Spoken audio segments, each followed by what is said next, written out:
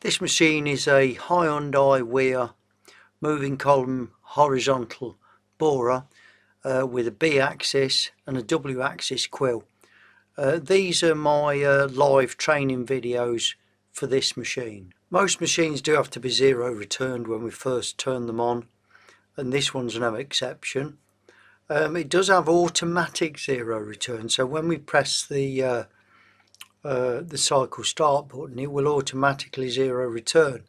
The problem with that, or the potential problem, is that it will always, you'll see if you watch the video, you'll see the W axis come out on its own. Now if there's anything in the way of that, it will hit it. Now if that's a problem, or you think that's a problem, just switch the machine to zero return, and then you can actually zero the axes individually, so you don't need to go through that procedure. But always be careful of that when you hit that button, and that W is going to come out, and if there was anything in the way, say for example the tool changer is stopped or anything, it would hit.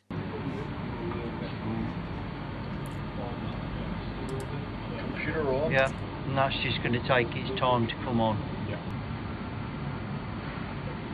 Well, certainly very stable, the old machine, the old controls. Yeah, yeah, that's turned on your hydraulics, and your lights are all flashing. Then, as you rightly said before, we're going to flick over to zero return. Yeah, then when you press cycle start, it'll start referencing on its own. Go now? Yep. The first one it does is the W. So that W comes right out and then sends itself back, and I think that's what caused the problem. So it's going W.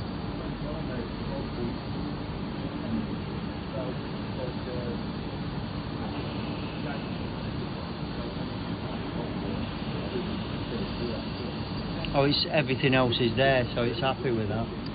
Right. Yeah, everything else is already at reference, so it's done that.